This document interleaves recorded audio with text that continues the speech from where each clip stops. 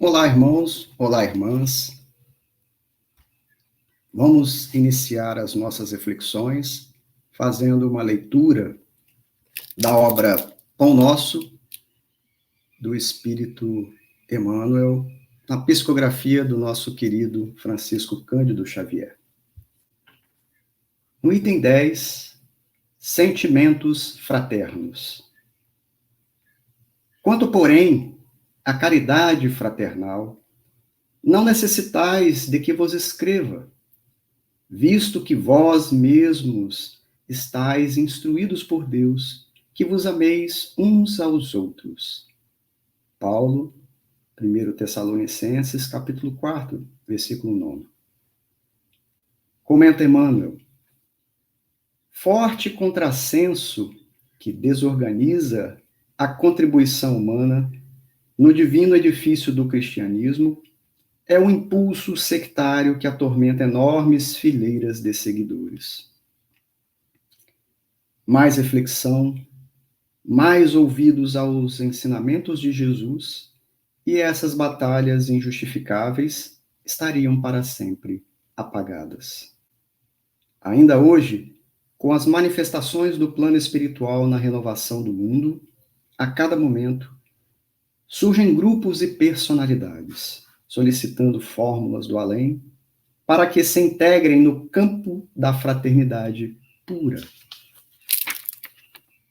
Que esperam, entretanto, os companheiros esclarecidos para serem efetivamente irmãos uns dos outros? Muita gente se esquece de que a solidariedade legítima escasseia nos ambientes onde é reduzido o espírito de serviço e onde sobra a preocupação de criticar.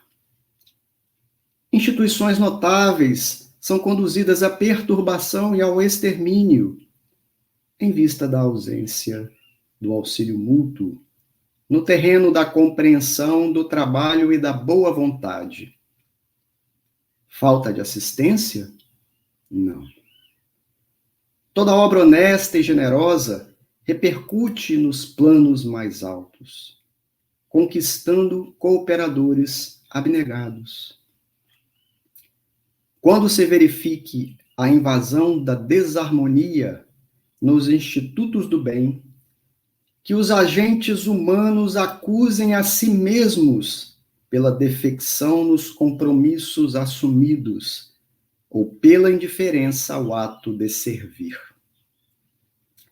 E que ninguém peça ao céu determinadas receitas de fraternidade, porque a fórmula sagrada e imutável permanece conosco no amai-vos uns aos outros.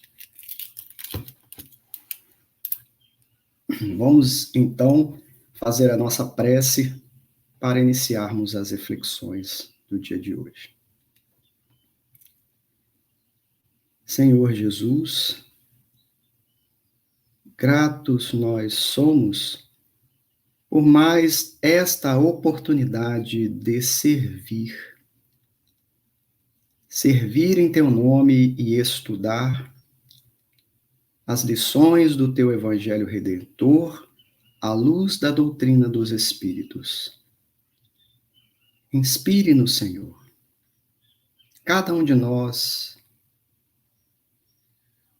que estaremos juntos durante as reflexões para extrairmos o conteúdo necessário e importante para a nossa transformação moral. E que após refletirmos em conjunto, possamos então praticar os ensinamentos que iremos ouvir. Muita paz, que assim seja. Hoje nós vamos refletir, e eu coloquei um tema bem peculiar. Nós vamos fazer reflexões sobre nós e o perdão. E, em primeiro lugar, eu queria aqui pedir perdão, já de antemão, porque, como todos vocês aí que estão me assistindo, eu ainda tenho muita dificuldade em praticar em toda a plenitude o Evangelho de Jesus. Então, aqui vai simplesmente considerações de um irmão que é igual a todos vocês. Então, desde já, eu peço o meu humilde perdão para todos. E vamos começar a nossa reflexão falando um pouco sobre nós. Nós, conquanto espíritos encarnados aqui no planeta, nós pré-existimos a esta atual encarnação. Então, nós já tivemos existências anteriores na carne e retornamos ao mundo espiritual, que é a verdadeira vida, vivendo na erraticidade. Essa vida, então, pré-existente a que estamos atualmente, foi uma vida de preparação para que nós estivéssemos, então, em condições de retomar um corpo de carne e adentrássemos a atual vida. Então, desde a nossa infância, nós, quando adentramos num ambiente em que abrimos os nossos olhos, olhamos ao nosso derredor, identificamos as paisagens primeiras, identificamos as pessoas. Em cada um destes momentos, o aprendizado começou a fluir na atual existência. E aí, na atual existência, começamos a sermos orientados e a vivenciarmos as mais variadas situações do nosso dia a dia. E nessas oportunidades, nós entramos em relação com o ambiente à nossa volta. Entramos em relação com pessoas, muito especialmente os nossos pais, até nos tornarmos uma pessoa adulta. Mas até nos tornarmos uma pessoa adulta, tudo aquilo que nós vivenciamos se transformaram em crenças. Crenças. E as crenças são muito interessantes. Vocês querem ver um exemplo? Eu cresci com a crença de que se eu tomasse leite com manga à noite, eu ia passar mal. Por quê? Minha avó falava isso, minha mãe falou isso, e para mim aquilo entrou como uma verdade. E depois, já na vida adulta, eu fui descobrir que faz mal por conta de um problema relacionado à azia, por exemplo.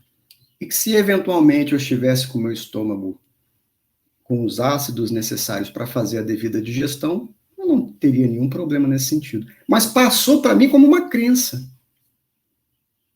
Então, todos nós, quer queiramos ou não, temos crenças ligadas à vida que nós tivemos, ao ambiente em que nós vivenciamos as primeiras, a infância e seguindo.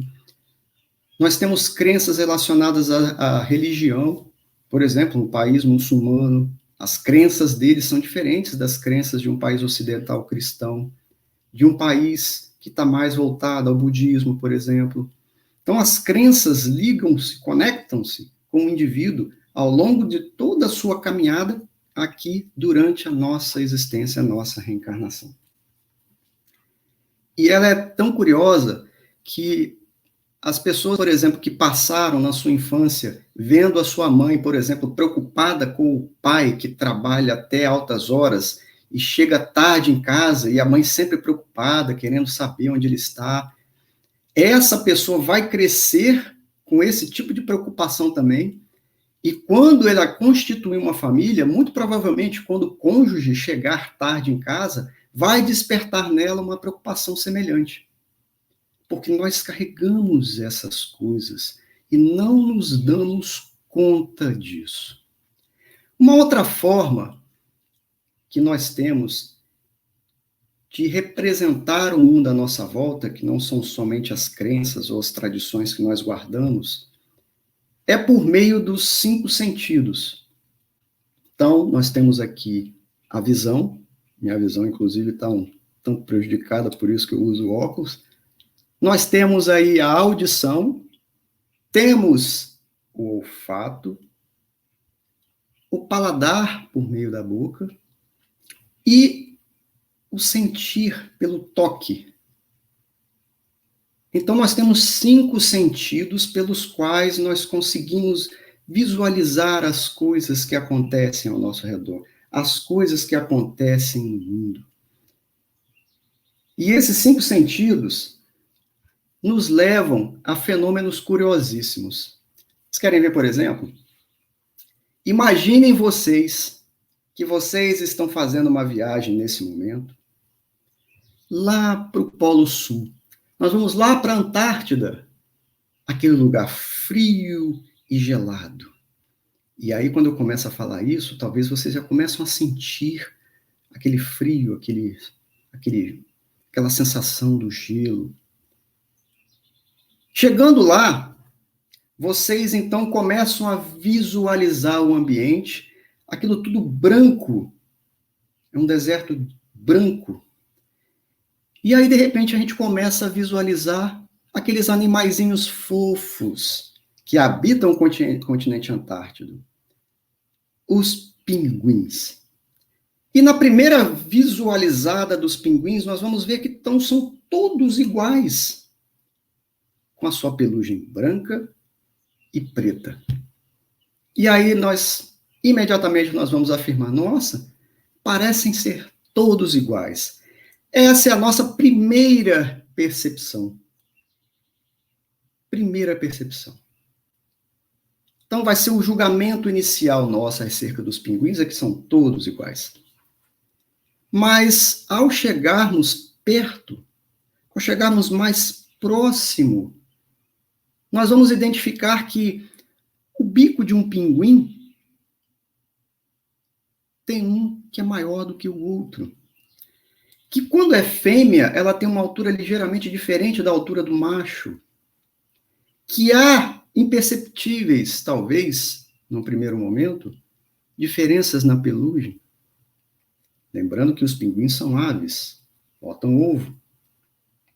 Então, quando nós adentramos mais na percepção, conhecendo mais o que está se passando ali, especialmente falando na comunidade dos pinguins, nós começamos a perceber coisas que antes a gente não percebia, que na primeira visão os pinguins são todos iguais, mas eles não são todos iguais.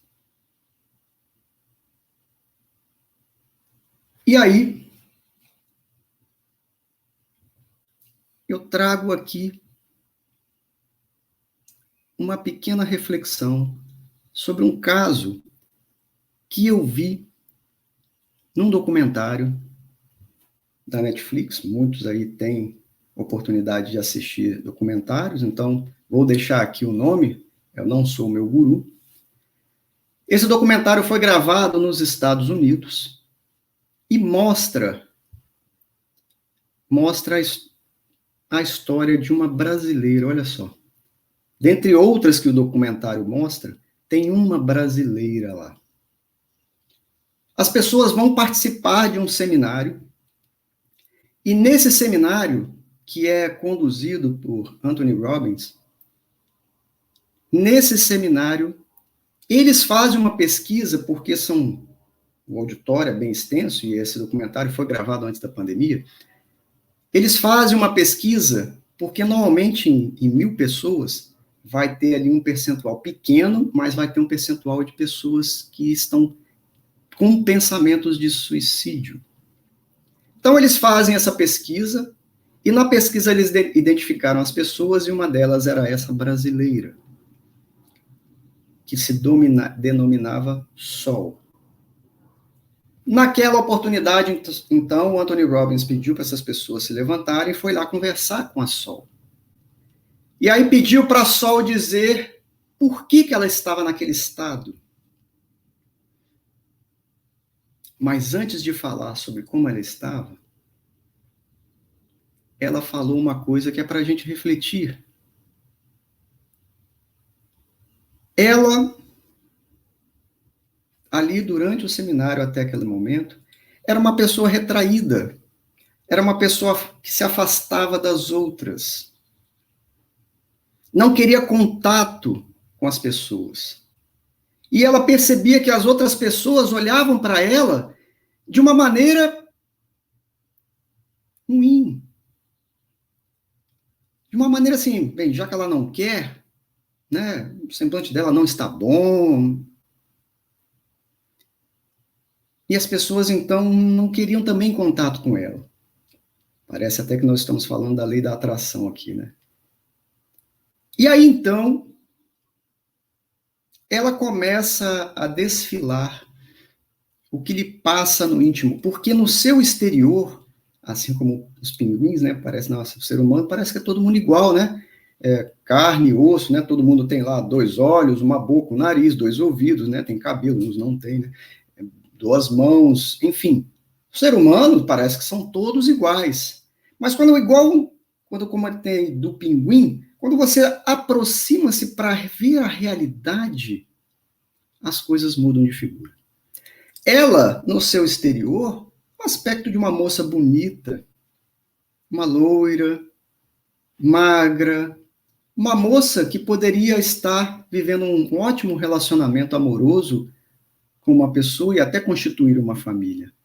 Mas ela não conseguia se aproximar de ninguém. De ninguém. Então, naquele momento, ela narrou a sua história, dos abusos que teve, que eu não vou comentar aqui, obviamente, mas os abusos que teve desde a sua infância até o início da sua adolescência, que marcou, que rasgou dentro dela, deixou uma ferida enorme. E ela não sabia mais como lidar com isso. Apesar dela reconhecer quem ela era, ela estava ficando insuportável porque ela não conseguia se relacionar também com as pessoas. O que isso mostra é que antes de nós querermos fazer qualquer julgamento precipitado relacionado a qualquer coisa, primeiramente nós precisamos entender qual que é a história por trás daquela cara amarrada, daquele semblante triste. Qual que é a história? Quais são as crenças? Como que a pessoa percebe o mundo à sua volta?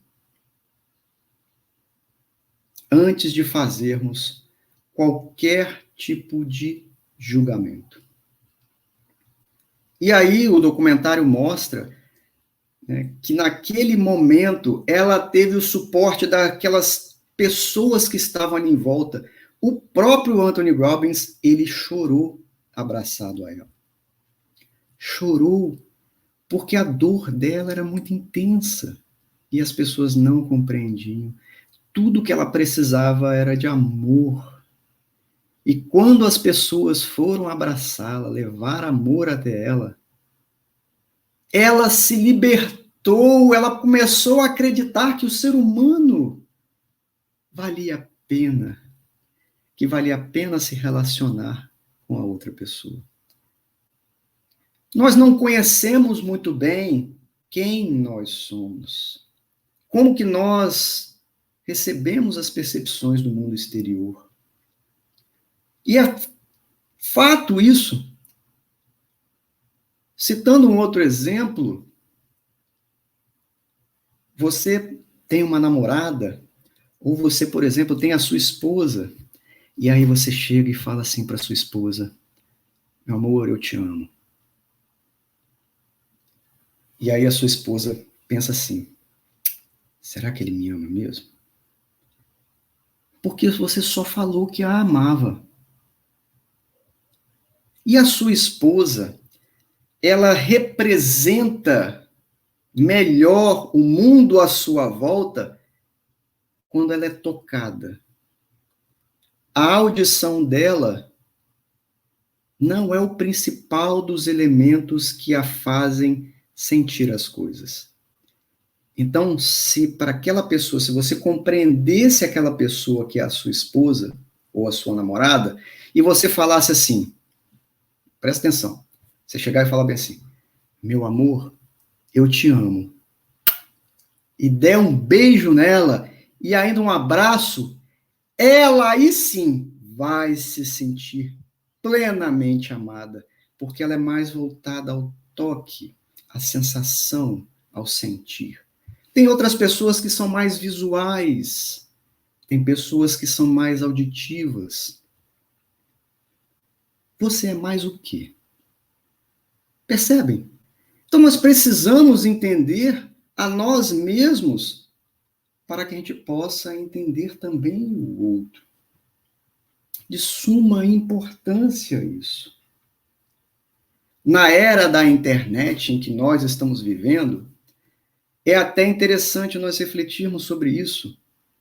Porque, assim como nós podemos nos concentrar por cerca de 12, 13 minutos em assuntos que nos interessam, então, se eu estou interessado, eu vou assistir um vídeo no YouTube, ou vou assistir uma palestra, durante 12, 13 minutos, minha atenção vai ser total. Depois disso, eu começo a dispersar um pouco. Então, o palestrante tem que, de repente, usar de alguma técnica para me despertar. Agora, se eu estou sendo apresentado pela primeira vez a um conteúdo que eu não sei se vai me interessar ou não, mas apareceu lá para mim, normalmente hoje são 8 segundos. Se em 8 segundos, nos primeiros 8 segundos, aquele conteúdo não chamar a minha atenção, já era. Já era. Não chama mais a minha atenção. Então, as pessoas também são assim. Muitas vezes a gente olha para as pessoas, nos primeiros 8 segundos, lá, nós fazemos o julgamento inteiro daquela pessoa. Os primeiros 8 segundos. Porque julgar, nós somos muito bons nisso, né? E julgamos, muitas vezes, está condenando.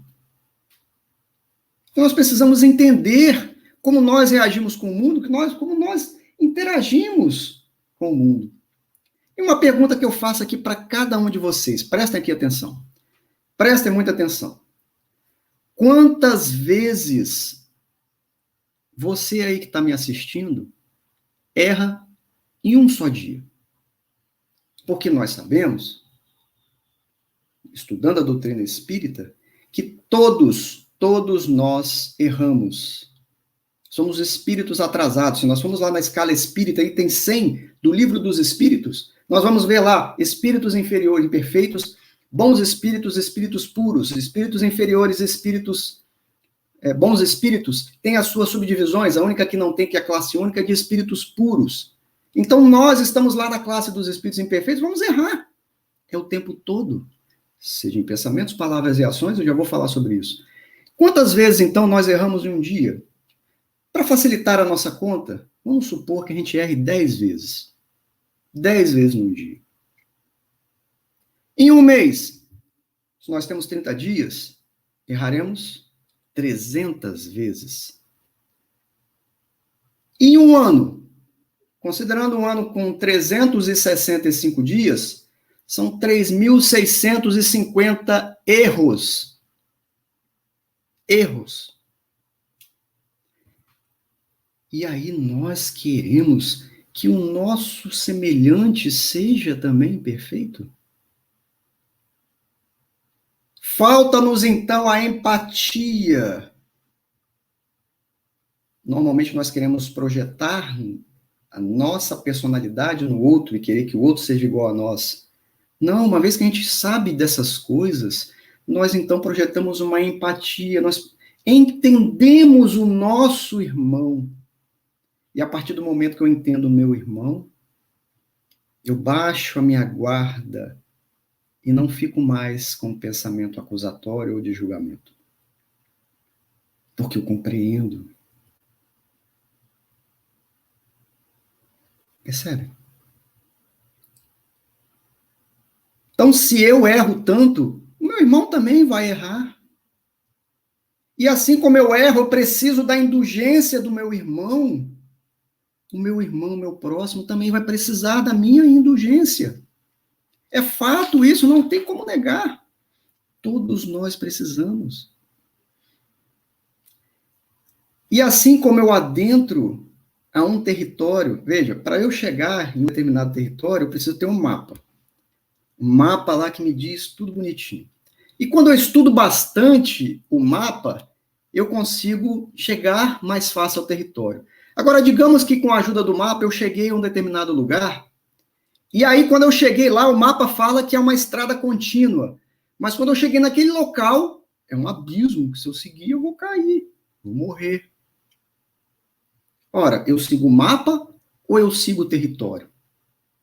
Ó, agradeço o mapa, você me guiou até aqui, mas agora eu vou ver o território.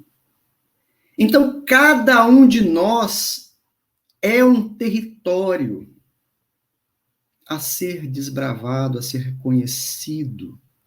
Eu posso ter mapas que me ajudem a melhor compreensão do terreno, mas o mapa não é o terreno. Cada um de nós é uma individualidade, é um território, é um terreno diferente que a gente precisa, quando a gente estiver ali, entender e agir de acordo com aquele terreno.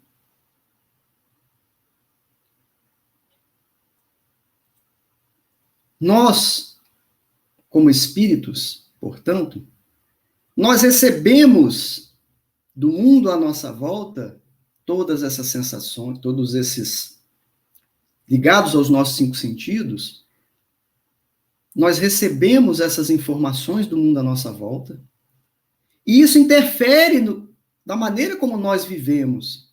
Vocês prestem atenção no que eu vou falar. Vê se já aconteceu isso com você. Você está caminhando na rua, de repente passa uma motocicleta desregulada e dá aquele barulho ensurdecedor. Aquilo adentro os nossos ouvidos, penetra no... Parece que entra lá dentro da alma.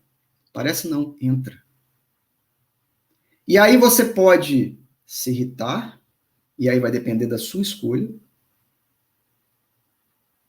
porque aquela sensação chegou até o seu íntimo e tornou-se sentimento. A maneira como você vai lidar com aquele sentimento vai provocar o seu pensamento, e o seu pensamento pode ser que deixa para lá. Você gerou, então, uma onda mental, e o pensamento gera, por meio de radiações eletromagnéticas, e Emmanuel explica isso no livro Pensamento e Vida, gera, então, um formato de imagem que se propaga e vai interferir no ambiente. Daí a importância da gente sentir adequadamente, que é o primeiro passo, mas está tudo conectado, nós estamos encarnados. Então, se nós estamos encarnados, o nosso corpo, através dos cinco sentidos, manda os sinais para o cérebro, conecta, a gente sente. Quando a gente sente, vem o pensamento, e quando vem o pensamento se espalha, e o pensamento se espalhando, ele pode se tornar uma influência para o próximo, e ao mesmo tempo eu posso agir após pensar.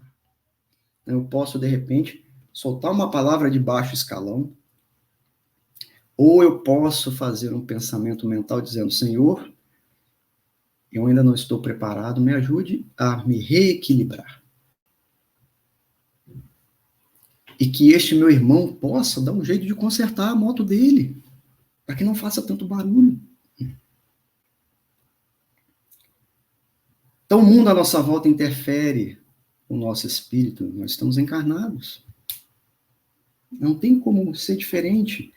Então, o estado emocional das pessoas, elas têm influências mais variadas, e nós precisamos entender isso, porque aí vai entrar a nossa indulgência, a nossa capacidade de compreensão, ela começa a ser facilitada a partir do momento que eu entendo que a outra pessoa é um ser humano igual a mim, que ela percebe as coisas de maneira imperfeita, porque o corpo humano ele não é 100% perfeito.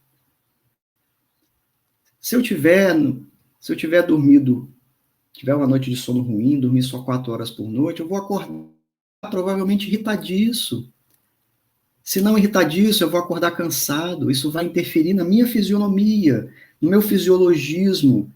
Isso vai ser demonstrado para outra pessoa. Se a outra pessoa tiver a capacidade de compreensão, ela vai lidar bem comigo nesse dia específico. No outro dia, eu já vou ter uma noite melhor, vou acordar melhor. Então, a nossa capacidade de compreensão, ela tem que ser colocada em prática. A nossa capacidade de indulgência para o nosso próximo, por meio dessa empatia, ver o que está acontecendo com o meu irmão. E a minha irmã, o que será que ela está passando para estar me tratando desse jeito? Então, quando eu compreendo todas essas coisas, eu fico preparado. Eu fico preparado, porque quando alguém vier e me tratar mal, ou quando alguém vier e por algum motivo fazer algo que eventualmente possa me ofender, eu já vou estar preparado. Vocês imaginem, olha só, vocês imaginem a seguinte situação. Um dono de restaurante, se ele soubesse lá no final do ano de 2019, que viria uma pandemia que iria afetar seriamente o seu negócio, você não acredita que ele tomaria as medidas necessárias para se preparar adequadamente para enfrentar talvez um ano ou mais de uma situação de baixo faturamento?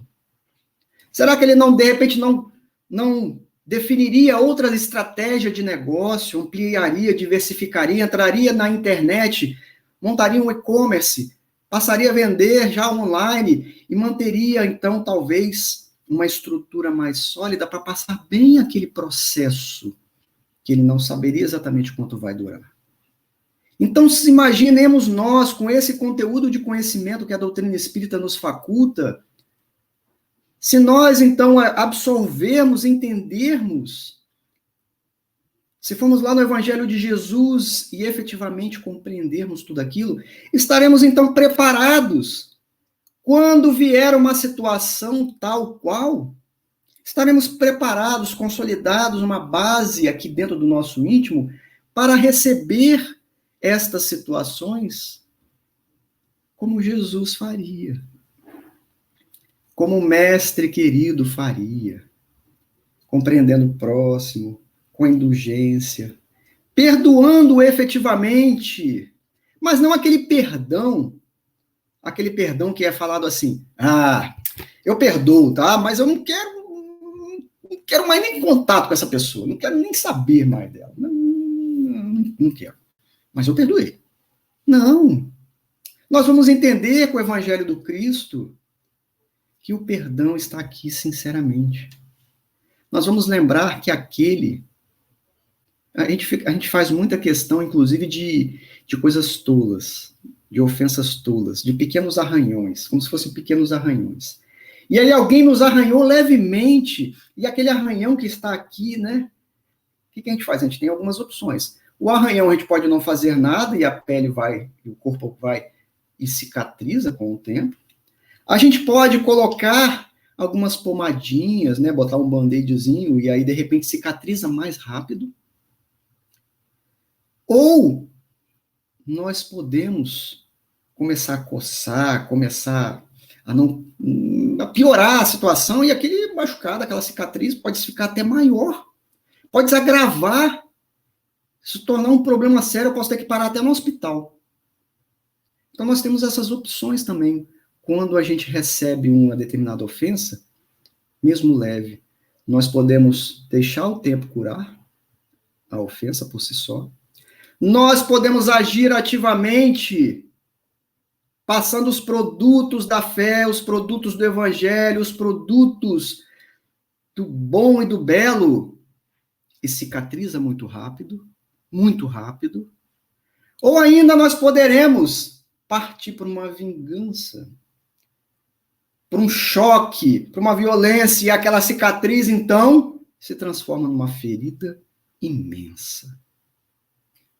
Qual a que você, meu irmão e minha irmã, vai escolher. Tenho certeza que será a do perdão e da indulgência. Recordando o evangelho de Jesus, quando Pedro se dirige ao Cristo e lhe pergunta: Senhor, quantas vezes perdoarei ao meu irmão quando receber dele uma ofensa? Será até 7 vezes?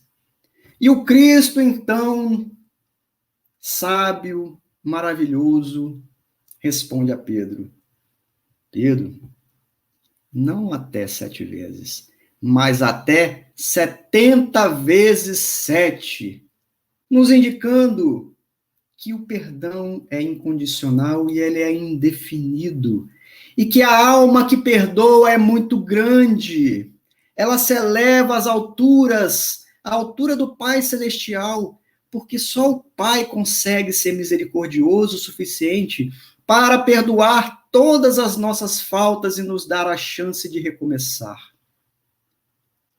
Então, quanto mais nós perdoarmos, mais estaremos nos aproximando do Pai Celestial. Mas tudo começa pequeno, então vamos perdoar hoje, agora, nesse momento.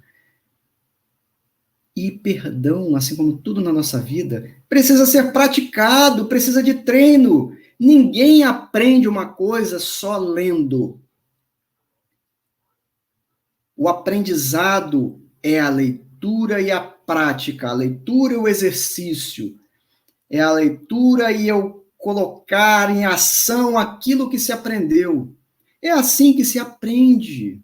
Com o perdão não é diferente. Com o perdão não é diferente. E aí nós temos que ser como umas crianças, como nos diz Jesus. E aí eu tenho um exemplo maravilhoso para trazer aqui para vocês. Certa vez lá no centro de Vitória, a cidade em que eu vivi, no centro, né, eu vivi muito tempo da minha vida, eu me lembro de um amigo comentando uma experiência dele fantástica. Certa vez ele estava passando e tinha um menino com sua cesta de picolé, né, carregando os seus picolés e vendendo picolé para, quem sabe, né, manter a sua própria subsistência de sua família. Então ele vendendo picolé, esse amigo foi lá e comprou um picolé dele. E começou a bater, puxar um papo com ele, um papo agradável, e sorriram, e foi muito, muito divertida aquela conversa. Mas esse meu amigo estava a caminho do trabalho, comprou o picolé e foi trabalhar.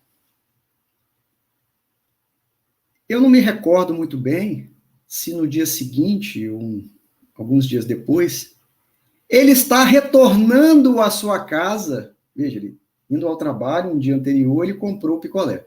Retornando à sua casa, quando ele voltava daquele árduo expediente, ele encontra num outro lugar, também do centro de Vitória, aquele mesmo menino, banhado em lágrimas, chorando copiosamente.